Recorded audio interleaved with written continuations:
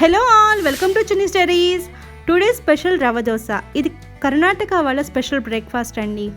Perfect hotel style crispy rava dosa రావాలంటే కనుక నేను చెప్పే ఈ మెజర్మెంట్స్ అండ్ టిప్స్ని ఒక్కసారి ఫాలో అయిపోండి. మీరు కూడా ఇంట్లోనే ఈజీగా తయారు చేసుకోవచ్చు రవ్వ దోశని. వీడియో చివరి దాకా చూడండి, మధ్య మధ్యలో చాలా టిప్స్ ఉన్నాయి. ఇప్పుడు ఒక చిన్న టిప్ చెప్తాను.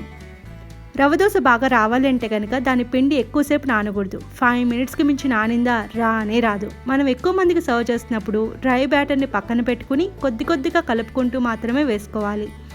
అప్పుడే బాగా వస్తాయి రవ్వ దోశలు అనేవి. రవ్వ దోశని మనం చట్నీస్తోనే ఎక్కువగా ట్రై చేస్తూ ఉండుంటాం. అలా కాకుండా ఏదైనా కుర్మా కర్రీతో ఒక్కసారి ట్రై చేసి చూడండి. నవరత్న కుర్మా కానీ ఆలు కుర్మా కానీ, దాని రుచే వేరు. ఇప్పుడు ప్రాసెస్ చూసేద్దామా. ముందుగా ఒక బౌల్లోకి 1 కప్ బొంబాయి రవ్వను తీసుకోండి. దీనిలోనే 3/4 కప్ బియ్య పిండిని కూడా యాడ్ చేసుకోండి. దీనిలో 1/2 కప్ మైదాని కూడా యాడ్ చేసుకోండి. నేను దీనిలో 1 టీ స్పూన్ జీరాని యాడ్ చేస్తున్నాను. బియ్య పిండి వల్ల అరుగుదల అనేది లేట్ అవుతూ ఉంటుంది. దాన్ని బ్యాలెన్స్ చేయడం కోసం నేను ఇలా జీరాని యాడ్ చేస్తున్నాను. ఏ దోశలైనా వేసుకునేటప్పుడు ఇలా జీరాని యాడ్ చేసుకోవడం వల్ల త్వరగా అరుగుతాయి. దోశలు మంచి కలర్ రావడం కోసం నేను కొద్దిగా షుగర్ని యాడ్ చేస్తున్నాను. ఇలా షుగర్ని యాడ్ చేయడం వల్ల మంచి కలర్ అనేది వస్తుంది దోశలకి. 1/4 టీ స్పూన్ వేసాను. ఇలా ఈ మొత్తం బాగా కలిసేంత వరకు కలుపుకోవాలి. ఈ డ్రై ఇంగ్రీడియంట్స్ని ఇలా కలుపుకున్న తర్వాత వీటిని ఫ్రిడ్జ్లో పెట్టుకుని కూడా స్టోర్ చేసుకోవచ్చు. మనకు ఎప్పుడు కావాలంటే అప్పుడు తీసుకుని కూడా వేసుకోవచ్చు. ఈ మొత్తం బాగా కలిసిన తర్వాత దీనిలో మజ్జిగని కలుపుకోవాలి. ఈ మజ్జిగ నేను ఎలా తయారు చేసుకున్నానంటే 1/4 కప్ పెరుగు తీసుకుని దానిలో 1/2 లీటర్ వాటర్ని యాడ్ చేసుకుని బాగా పలుచగా చేసుకున్నాను. దీనిలోని రుచికి సరిపడా సాల్ట్ వేసుకుని అది బాగా కరిగిన తర్వాత ఈ డ్రై ఇంగ్రీడియంట్స్లోకి యాడ్ చేసుకుంటున్నాను. ఈ మజ్జిగలోకి ఈ మొత్తం కలిసేంత వరకు కలుపుకోవాలి. ఈ మొత్తం కలిసిన తర్వాత 1/2 లీటర్ వాటర్ని కూడా దీనిలోకి యాడ్ చేసుకోండి. ఇలా కాకుండా ఇంకొక ప్రాసెస్ కూడా ఉందండి.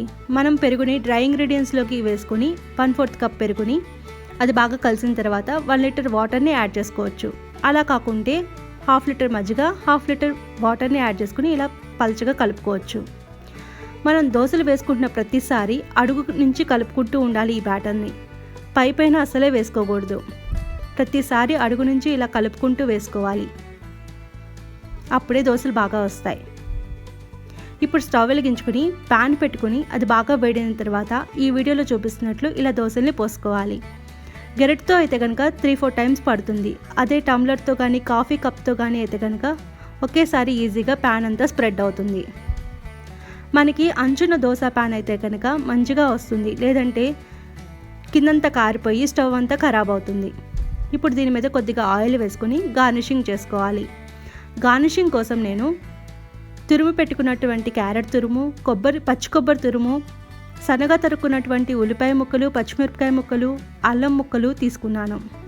దీనిలోనే కొద్దిగా జీడిపప్పు పలుకులు, వేయించి పెట్టుకున్నటువంటి పల్లీలు యాడ్ చేసుకున్నాను.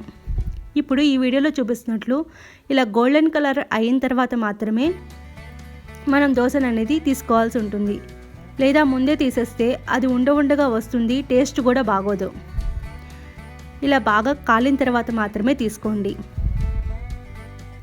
ఇలా బాగా కాలిన తర్వాత సర్వింగ్ ప్లేట్లో తీసుకుని సర్వ్ చేసుకోవటమే. చూస్తున్నారు కదా ఎంత క్రిస్పీగా వచ్చిందో దోశ అనేది. మీకు కూడా ఇంతే పర్ఫెక్ట్గా వస్తుందండి. మీరు ట్రై చేసి మీకు ఎలా వచ్చిందో కింద కామెంట్ సెక్షన్లో పోస్ట్ చేయండి.